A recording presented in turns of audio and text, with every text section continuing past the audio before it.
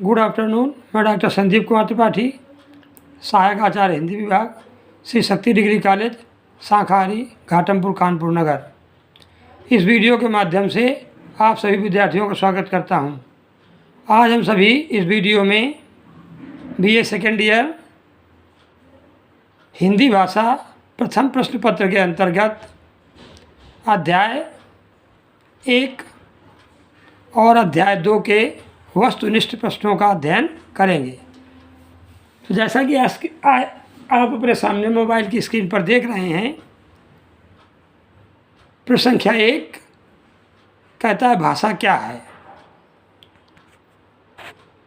विकल्प का एक सामाजिक प्रक्रिया है, एक व्यवहारिक प्रक्रिया है, ग ज्ञान प्राप्ति का साधन है, अथवा विकल्प घ हमारे जीवन को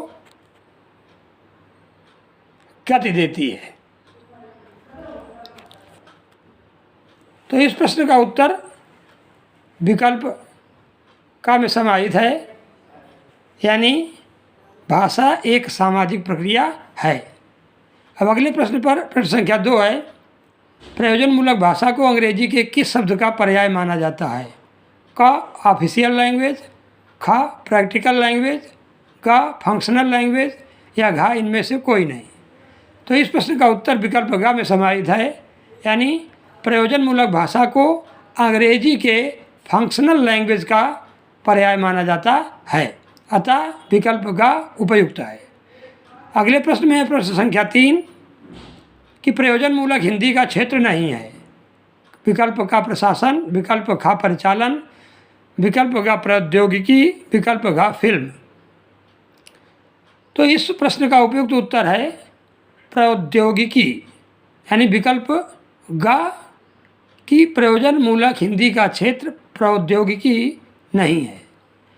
प्रश्न संख्या 4 के अनुसार प्रयोजनमूलक हिंदी की विशेषता इनमें से कौन सी नहीं है। क स्पष्टता, ख एकरूपता, ग सुनिश्चितता या विकल्प घ क्लिष्टता। तो इस प्रश्न का उत्तर है विकल्प घ क्लिष्टता, यानी क्लिष्टता प्रयोजनमूलक हिंदी की विशेषता नहीं है। अगला प्रश्न है कि हिंदी का एक रूप कौन सा नहीं है। क अंग्रेजी हिंदी, ख साहित्यिक हिंदी, ग व्यावसायिक हिंदी या विकल्प घ बोलचाल की हिंदी। तो इस प्रश्न का उत्तर विकल्प क में है अंग्रेजी हिंदी, यानी अंग्रेजी हिंदी हिंदी का एक रूप नहीं है। अगला प्रश्न है प्रश्न संख्या 6, जो कहता है कि इनमें से, यानी जो 4 विकल्प दिए गए हैं उनमें से प्रयोजनमूलक हिंदी का प्रमुख तत्व कौन सा है। विकल्प का अनुवाद, विकल्प ख शिक्षा, विकल्प का दूरदर्शन या विकल्प घ व्यवसाय। तो इस प्रश्न का उत्तर विकल्प का में समाहित है, यानी अनुवाद प्रयोजनमूलक हिंदी का प्रमुख तत्व है। अगला प्रश्न है प्रश्न संख्या 7 कि हिंदी का व्यवहार इनमें से किस देश में होता है। व्यवहार मायने प्रयोग। क बांग्लादेश, ख पाकिस्तान, ग मॉरिशस या विकल्प घ सूरीनाम। तो इस प्रश्न का उत्तर विकल्प घ में समाहित है, यानी मॉरिशस में हिंदी का व्यवहार या प्रयोग होता है।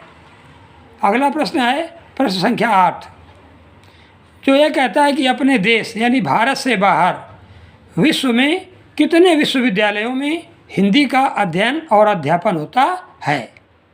विकल्प क के अनुसार 122 विश्वविद्यालयों में, ख के अनुसार 125 विश्वविद्यालयों में, ग के अनुसार 123 विश्वविद्यालयों में या विकल्प घ के अनुसार 126 विश्वविद्यालयों में।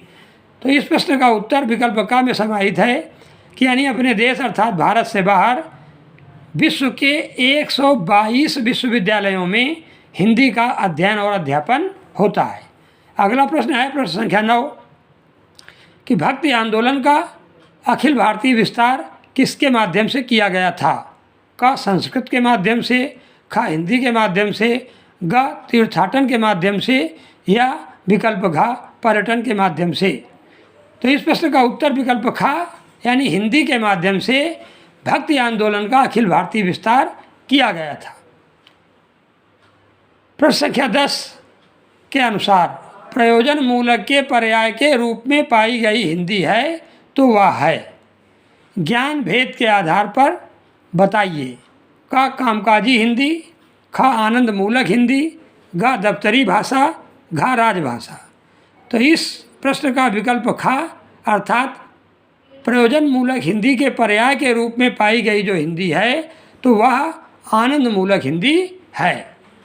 अब प्रश्न संख्या 11 के अनुसार प्रयोजन मूलक हिंदी का ध्येय क्या है? विकल्प का कार्यालय के कार्य में सुगमता लाना, विकल्प खा राजभाषा को पुष्ट करना, विकल्प ग व्यवहार के क्षेत्र को व्यापक बनाना, या विकल्प घ विविध क्षेत्रों की प्रयोजन परक अभिव्यक्ति को बढ़ावा देना। इस प्रश्न का उत्तर घ में है कि प्रयोजन मूलक हिंदी का ध्येय विविध क्षेत्रों की प्रयोजन परक अभिव्यक्ति को बढ़ावा देना है। अब अगले प्रश्न संख्या 12 के अनुसार डॉक्टर नगेंद्र की मान्यता के अनुसार आनंद व्यक्ति सापेक्ष होता है जबकि प्रयोजन प्रश्न संख्या विकल्प का समाज सापेक्ष होता है, ख शासन सापेक्ष होता है, ग प्रशासन सापेक्ष होता है, या घ इनमें से कोई नहीं। तो इस प्रश्न का उत्तर है समाज सापेक्ष, यानी आनंद व्यक्ति सापेक्ष होता है जबकि प्रयोजन समाज सापेक्ष होता है। अगला प्रश्न है प्रश्न संख्या 13 है कि हिंदी प्रयोग की बात किन क्षेत्रों में प्रारंभ हुई? क वैश्विक क्षेत्रों से, ख हिंदी भाषी क्षेत्रों से, ग अहिंदी भाषी क्षेत्रों से, घ इनमें से कोई नहीं। तो इस प्रश्न का उत्तर है हिंदी प्रयोग की बात विकल्प ग के अनुसार अहिंदी भाषी क्षेत्रों से प्रारंभ हुई। अगला प्रश्न है प्रश्न संख्या 14 कि टिप्पणी किसे कहते हैं? इस प्रश्न या उत्तर के अनुसार विकल्प का है विचाराधीन पत्र के निस्तारण के लिए अभ्युक्ति को, खा विचाराधीन विषय के पक्ष या विपक्ष में निस्तारण वृत्ति से लिखी गई सूचना को, ग विस्तृत अस्पष्ट एवं अतार्किक पत्रों के समाधान निर्देश को, या विकल्प घ इनमें से कोई नहीं। तो इस प्रश्न का उत्तर विकल्प का के अनुसार टिप्पणी विचाराधीन पत्र के निस्तारण के लिए की गई अभ्युक्ति को कहते हैं। अगला प्रश्न है का इस प्रकार हम देखते हैं कि प्रश्न संख्या 14 का विकल्प का उपयुक्त विकल्प है। अगला प्रश्न है प्रश्न संख्या 15 है कि प्रतिपादन की दृष्टि से टिप्पणी के कितने प्रकार हैं?